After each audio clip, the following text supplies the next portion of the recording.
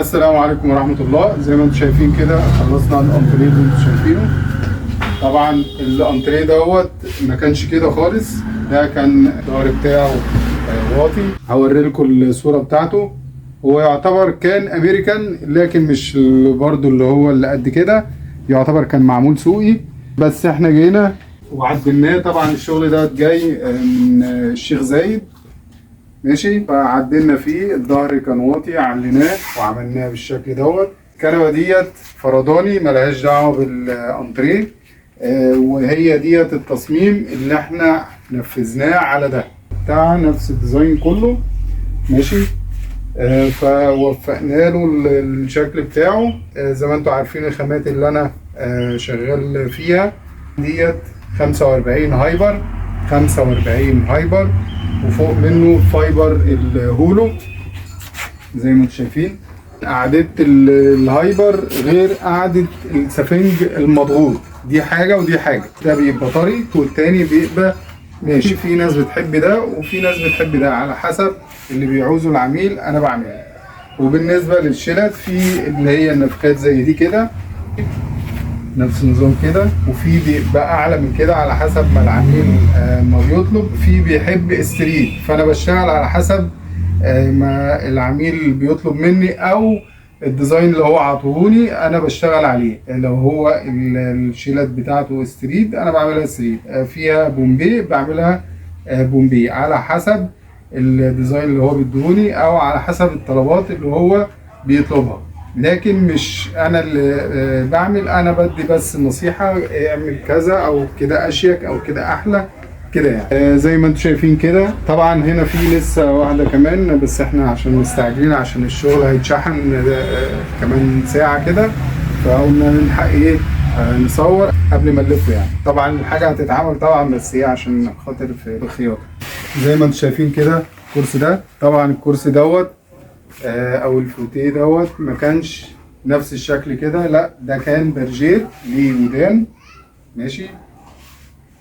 وكانت الدراعات بتاعته كانت كبيرة، ماشي. كان شكل تاني خالص، ماشي. فانا غيرت من تصميمه عشان خاطر اما يروح للعميل يبقى حاجة تانية لسه جايله جديدة من معرض، ما تكونش قديمة يعني. دوت كان الشغل ده قديم وانا جددته بفضل الله. حتى الشكل بتاعه اتغير تماما.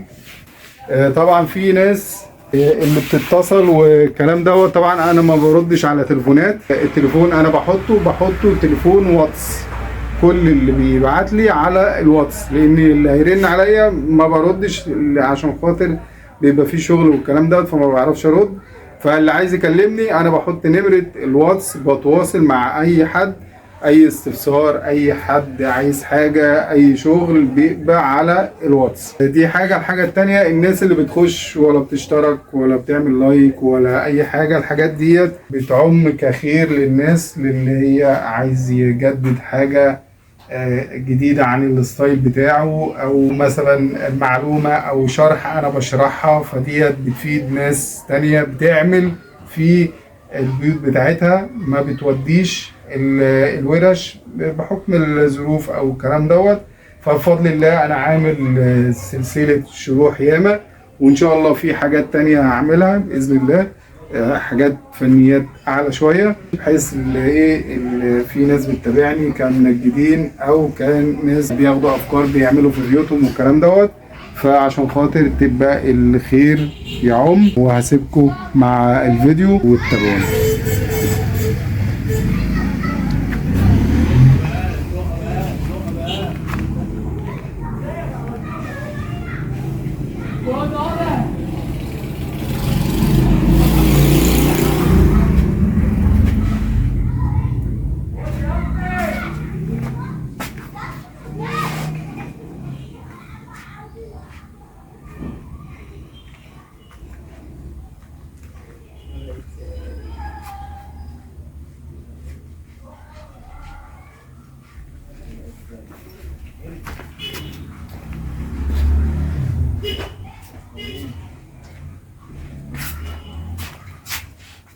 زكيبة فايبر هولو.